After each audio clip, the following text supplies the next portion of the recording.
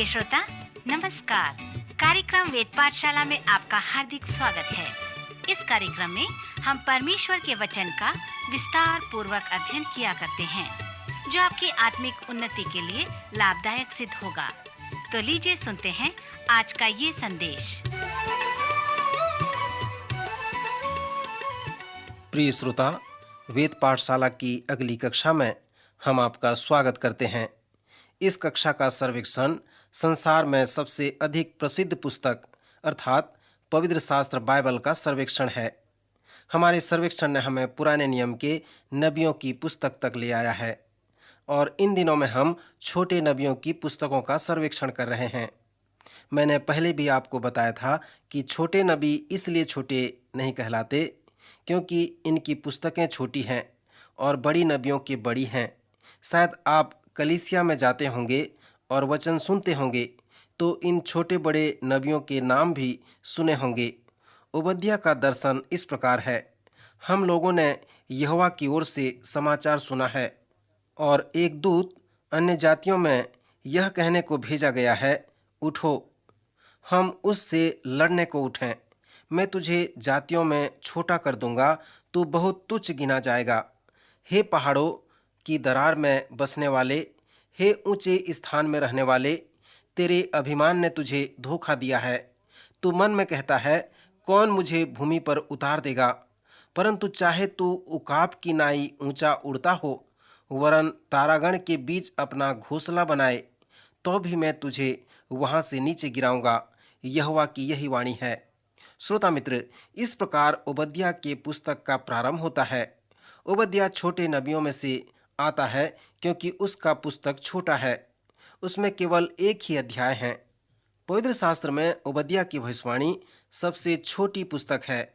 सो जब ओबद्याह इस प्रकार कहता है, ऊंचे स्थान में रहने वाले, तेरे अभिमान ने तुझे धोखा दिया है, तू मन में कहता है, कौन मुझे भूमि पर उतार देगा? परंतु यहाँ पर जो संदेश है कि यदि तू उकाब की नाई ऊंचा उड़ता रहे और तारागणों के बीच अपना घोंसला बनाए, तो भी तुझे वहां से नीचे गिरा दूंगा। श्रोता, इस वचन में ओबद्याह क्या कहना चाहता है? कुछ लोग विश्वास करते हैं कि ओबद्याह की पुस्तक का संदेश बाद के दिनों का है, क्योंकि यहाँ पर हमें तारागणों के बीच में रहने के विषय में कहा गया है। कुछ लोग विश्वास करते हैं कि ओबद्याह की भविष्यवाणी हमारे लिए विज्ञान व तकनीकी तंत्र का संदेश है। वे ओबद्याह के संदेश को इस प्रकार से भी कहते हैं कि यदि तुम अपने विज्ञान व तकनीकी पर घमंड करोगे और तारागणों के बीच में रहने लगोगे और कहोगे, कौन हमें भूमि पर उतार देगा, तो परमेश्वर कहता है, मैं तुम्हें उस ऊपर से भी नीचे गिरा दूंगा और तुम्हें बताऊंगा कि तुम केवल मनुष्य ही हो। सो कुछ लोग ऐसा कहते हैं। श्रोता, ओबद्याह के कहने का तात्पर्य ऐसा नहीं है। ओबद्याह की पुस्तक एक ऐसी छोटी भविष्यवाणी पुस्तक है जिसका प्रारंभ बिना किसी ऐतिहासिक समय व काल के होता है। मैंने अनेक बार आपसे कहा था कि जब किसी भविष्यवाणी पुस्तक का प्रारंभ बिना किसी ऐतिहासिक सूचना के साथ होता है तो उसका मतलब यह है कि उस पुस्तक का संदेश उसी पुस्तक में पाया जाता है। यद्यपि प्रारंभिक पदों में ऐतिहासिक जानकारी नहीं दिया गया है, परंतु 11वें पद में ऐतिहासिक संदर्भ मिलते हैं जिसके आधार पे भविष्यवाणी दिया गया है।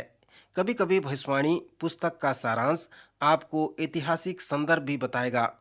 ओबद्याह यहाँ पर एदोम कहलाने वाले लोगों की ओर संकेत करता है।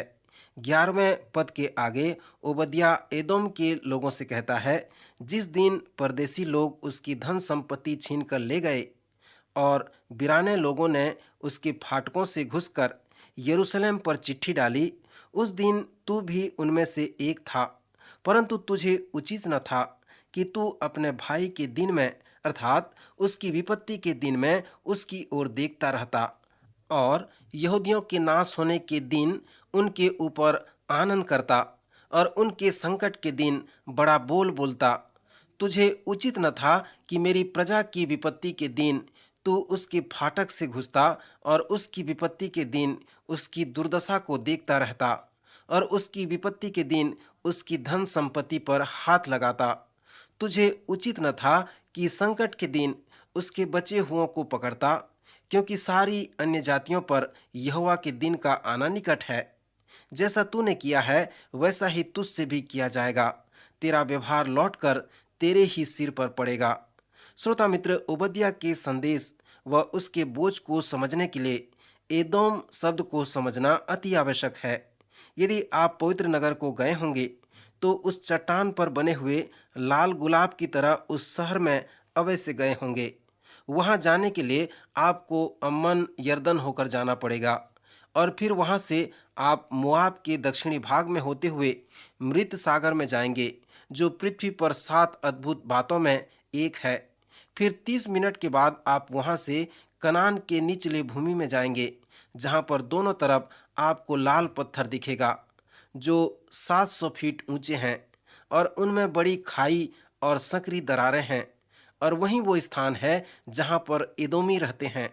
ये एदोमी लोग घात करने वाले, धावा बोलने वाले, कुख्यात बदमाश लोग थे। वे लोगों पर धावा बोलकर उनका सब कुछ लूट लेते थे और फिर उस लाल शहर में चले जाते थे। वे रस्सी का सीढ़ी नमा बनाते थे और उसमें 700 फीट ऊपर उस दरार से होकर चले जाते थे और उसके बाद वे उस सीढ़ी को खींच लेते थे। सो इस प्रकार वे समझते थे कि उन्हें कोई नहीं नाश कर सकता, उनके पास कोई नहीं पहुंच सकता। इसलिए ओबद्याह कहता है, तुम सोचते हो कि हम दरारों में बसने वाले हैं, ऊंचे स्थानों में रहने वाले हैं, हमें कौन भूमि पर उतार देगा? पर तुम्हारे अभिमान ने तुम्हें धोखा दिया है। मैं तुम्हें वहां से नीचे गिराऊंगा। एदोमी चट्टान को खोदकर मंदिर बनाते थे। एक बार मैं उस पेट्रा शहर में गया था और वहां पर उस प्रकार का एक मंदिर भी देखा। यह पेट्रा शहर सचमुच में पृथ्वी के 7 अद्भुत बातों में एक है। उसके स्तंभ लाल पत्थर के कटे हुए हैं जो पक्के हैं। जिस प्रकार के ये ओबद्याह के दिनों में थे, वे आज भी इसी प्रकार पाए जाते हैं। पेट्रा के लाल चट्टान का शहर एक अलौकिक दर्शनीय स्थल है। यह भूतकाल को भूलने वाला शांति का शहर कहलाता है, क्योंकि वहां पर एदोमियों के छोड़ और कोई नहीं रहता। सो अब प्रश्न उठता है कि ये एदोमी कौन है? मित्र, इस प्रश्न का उत्तर पाने के लिए आपको उत्पत्ति की पुस्तक में जाना पड़ेगा। क्या आप उस कहानी को स्मरण करते हैं कि रिबिका के गर्भ में 2 जुड़वे थे? उनका नाम एसाव और दूसरा याकूब था। देखने में दोनों जुड़वे नहीं दिखते। अनेक क्षेत्र में वे अलग अलग दिखते हैं। उनका स्वभाव, उनका व्यवहार अलग अलग था। एसाव को अपने पहलौठे होने का कोई मतलब नहीं था। उसे आत्मिक बातों पर और आशीषों के लिए कोई रुचि नहीं थी। उसने मसूर की एक कटोरी दाल के लिए अपना पहलौठे का अधिकार याकूब के हाथ में बेच दिया। सो इसके बाद नए नियम में एसाव एक सांसारिक व्यक्ति कहलाया, जिसका अर्थ यह है कि मंदिर के बाहर या मंदिर के विरुद्ध एसाव उन लोगों की छवि है जो आत्मिक बातों के लिए चिंता नहीं करता। यद्यपि याकूब बदमाश था, छीना झपटी करने वाला था, परंतु उसकी छवि आत्मिक लोगों के लिए था। सो जब आप इस कहानी के अंत में जाएंगे तो आप ऐतिहासिक बातों को जानने पाएंगे। याकूब के द्वारा जो जाति आई वह इस्राएल जाति कहलाई और एसाव के द्वारा भी एक जाति उत्पन्न हुई और वह जाति एदोम कहलाई। फिर एदोमियों ने पेट्रा शहर का निर्माण किया। यह शहर मृत सागर के दक्षिणी भाग में है, जिसके विषय में पहले मैंने बताया था। एदोमी लोग इस्राएल के चुने हुए लोगों से घृणा करते थे। यहूदियों को मारना उन्हें अच्छा लगता था। विशेषकर याकूब के वंशावली से वे घृणा किया करते थे और पृथ्वी पर रहने वाले सभी लोगों के विरोधी थे। ओबद्याह के हृदय में जो बात थी वो इस प्रकार की थी, जैसे पहले मैंने बताया था। 20 वर्ष के समय में यरूशलेम का पतन कई बार हुआ था। विद्वान विश्वास करते हैं कि ओबद्याह उस समय के विषय में बातें कर रहा है जब सिदकिय्याह के समय यरूशलेम का पतन हुआ था, शहर ढा दिया गया था और लोगों की हत्या हुई थी या उन्हें बाबुल की बंधुआई में ले लिया गया था। जब यह दुखद घटना घटा था तब एदोमी लोग आनंदित हुए थे। वे बाबुल वासियों के साथ यरूशलेम तक गए थे और उनके सेना की सहायता भी की थी। सो इस प्रकार हम देखते हैं कि एसाव के वंशज याकूब के वंशज से घृणा किया करते थे। श्रोता, इसके द्वारा आप ओबद्या के एक अध्याय को समझ सकते हैं। इस अध्याय में एक ऐसा स्थान है जहां वह 8 बार ऐसा कहता है कि तुझे उचित न था, जिसे पहले मैंने आपको बता चुका हूं। अंत में हम इस प्रकार के अभिव्यक्ति को देखते हैं जिसे नबियों ने भी कहा है, अर्थात यहोवा का दिन। यहाँ पर ओबद्या बड़े ही धीरज व अर्थपूर्ण रूप से प्रचार करता है। बाबुल ने मेरे लोगों को अपने अधिकार में ले लिया। मेरे इस्राएली प्रजा यहूदा के लोग मेरे चुने हुए लोगों के पास यातना का दिन था, पर तेरा भी दिन आने वाला है। और जब यहोवा का दिन तुम पर आएगा तो यह कोई छोटा मार नहीं होगा, एक बड़ा विनाश और सर्वनाश का दिन होगा और तुम सब उसमें समाप्त हो जाओगे। ओबद्या ये भी भविष्यवाणी करके कहता है कि एदोम पर कौन इस सर्वनाश को लेकर आएगा। वचन में हम पढ़ते हैं, तब याकूब का घराना आग और यूसुफ का घराना लौ और एसाव का घराना खूंटी बनेगा, और वे उनमें आग लगाकर उनको भस्म करेंगे और एसाव के घराने का कोई न बचेगा। श्रोता, यदि आप प्राचीन इतिहास को जानते हैं तो आप ये भी जानते होंगे कि ओबद्या के पुस्तक की भविष्यवाणी पूरी हुई।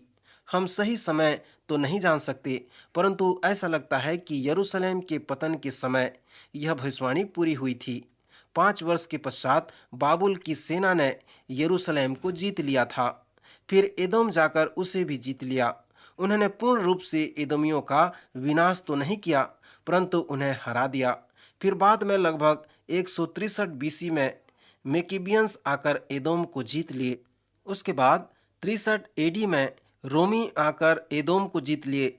सो जब रोमी लोगों को पता चला कि एदोमी यहूदियों से घृणा करते हैं, तब उन्होंने एदोमियों को यहूदिया का राजा बना दिया, और वो कुख्यात हेरोदेस था। स्मरण रहे कि हेरोदेस एदोमी था जिसने निर्दोष लोगों की हत्या करवाई। सो रोमी सरकार द्वारा हेरोदेस को राजा बनाने का स्थान मिला।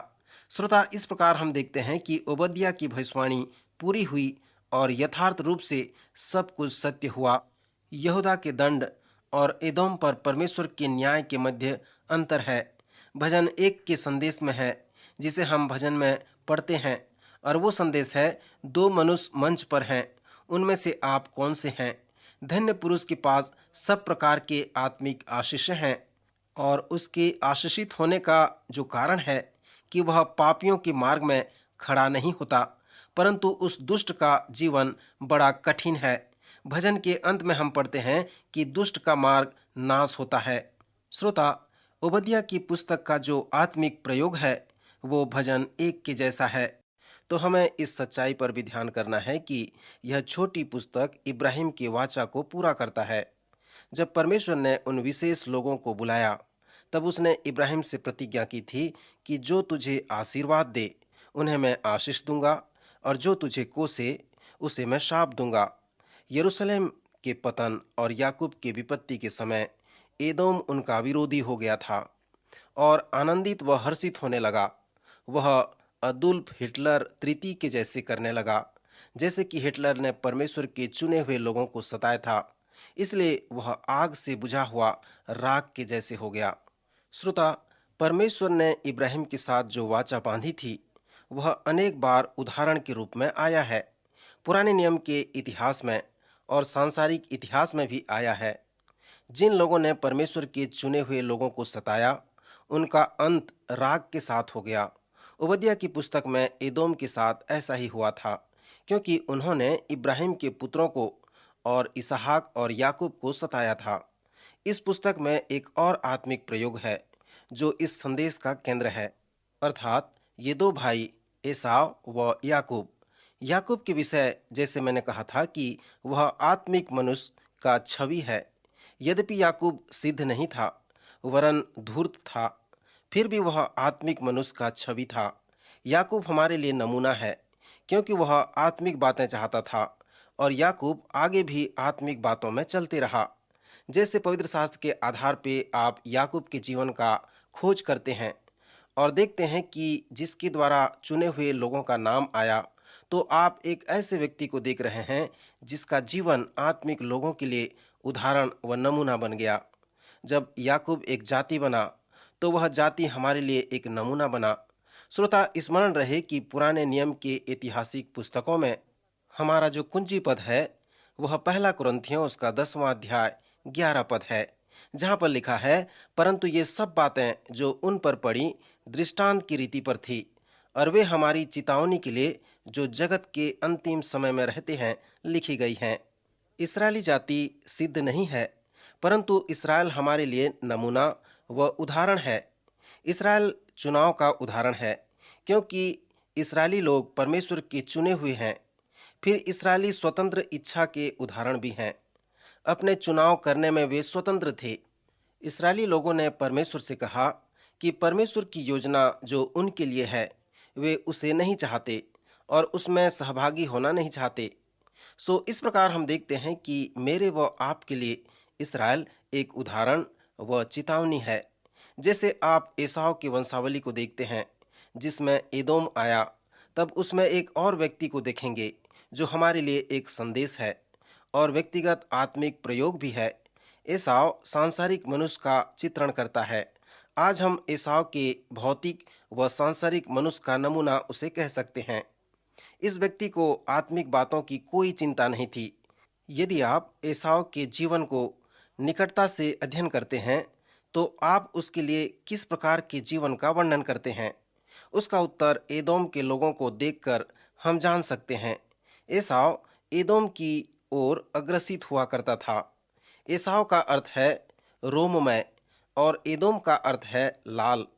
एसाव के वंशावली के आधार पे एदोम नाम आया है, क्योंकि एसाव जन्म ही से लाल व रोममय था। पेट्रा शहर जहाँ पर एसाव के वंशज रहते थे वो लाल चट्टान के जैसा था। सो इसी कारण एसाव के वंशज एदोम कहलाए, जिसका अर्थ है लाल। यदि आप आत्मिक व्यक्ति के जीवन को निकटता से देखें तो आप किस प्रकार के जीवन का वर्णन करेंगे? वे कौन कौन से आत्मिक बातें हैं जो आत्मिक जीवन में लागू होते हैं?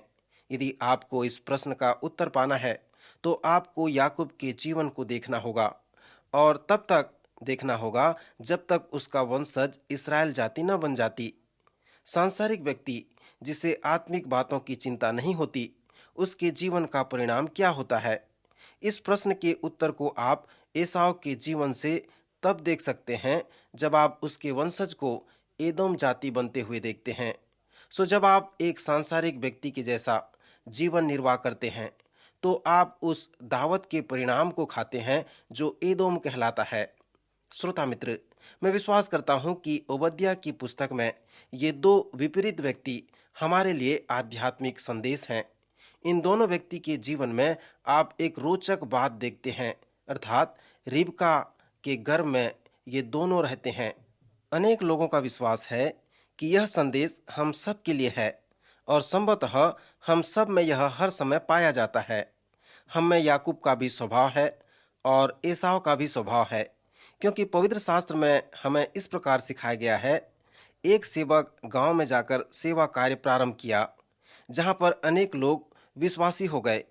उस गांव का प्रधान जो 1 वर्ष पहले से विश्वासी बन चुका था, उसे उस सेवक ने प्रश्न पूछा, जीवन कैसा आगे बढ़ रहा है?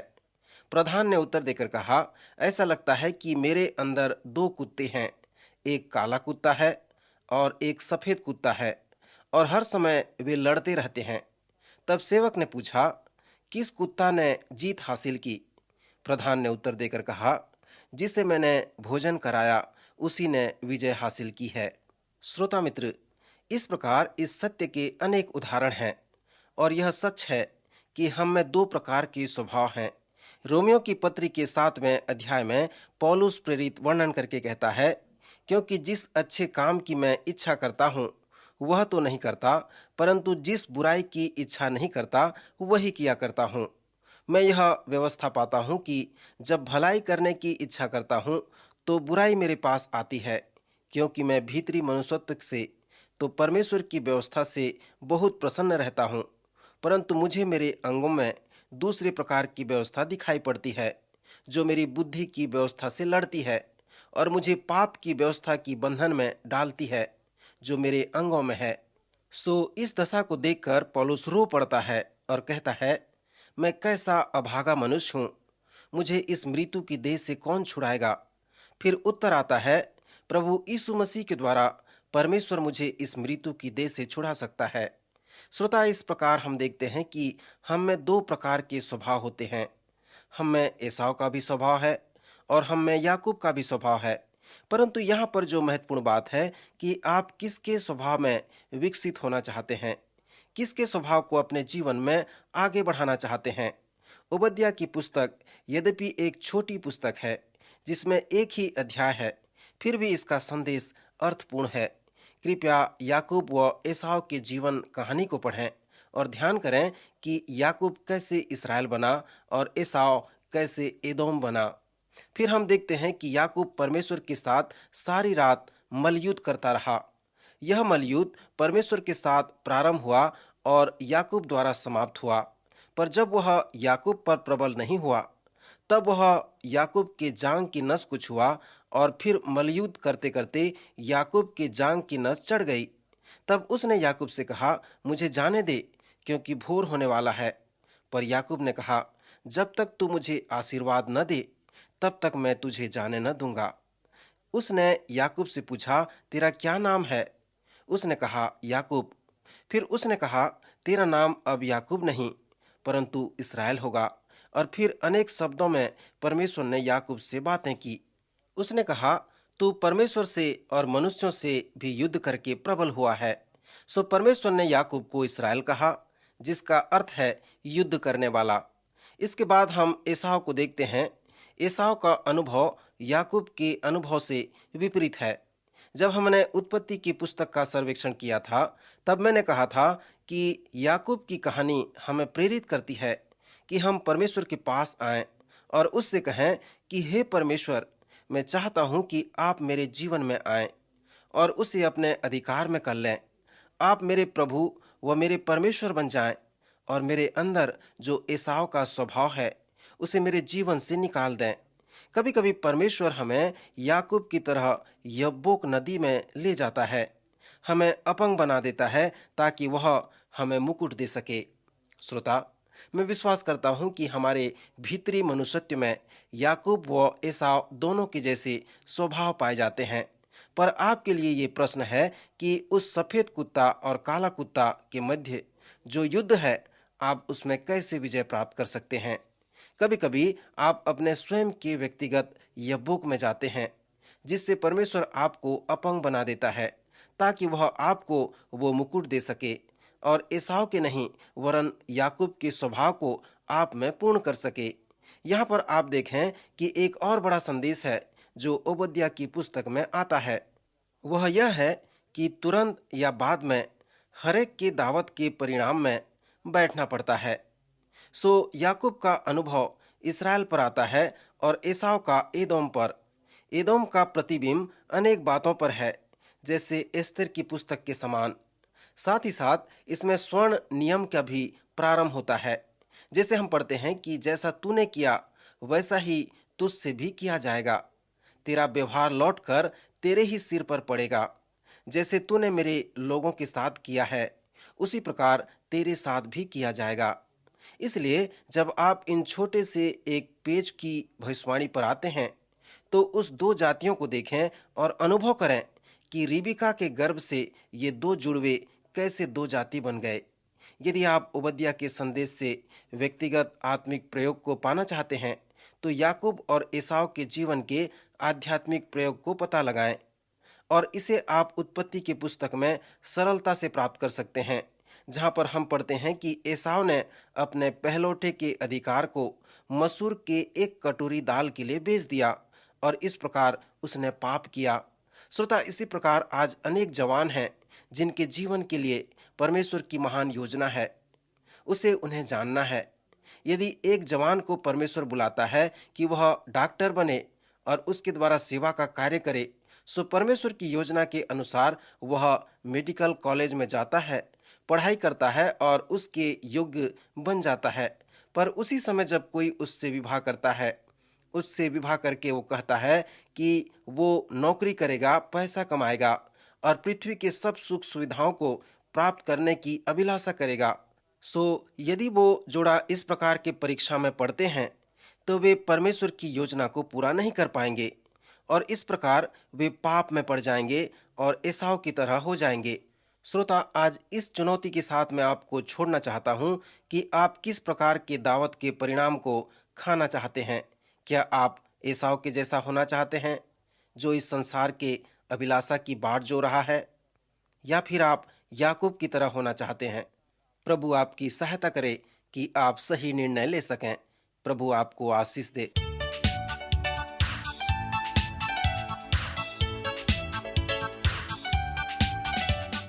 प्रिय श्रोताओ, अभी आप सुन रहे थे हमारा ये कार्यक्रम वेद पाठशाला। श्रोताओं, आपको ये जानकर खुशी होगी कि हमारे पास इस अध्ययन से संबंधित नोट्स उपलब्ध हैं, जिन्हें हम सभी श्रोताओं को निशुल्क भेजना चाहते हैं। यदि आप इसे प्राप्त करना चाहते हैं तो हमें इस पते पर लिखें। हमारा पता है कार्यक्रम Ved Pathshala, radio Vishwavani, post box number 317, Lucknow 226001, Uttar Pradesh. हमारा पता एक बार फिर सुन लीजिए।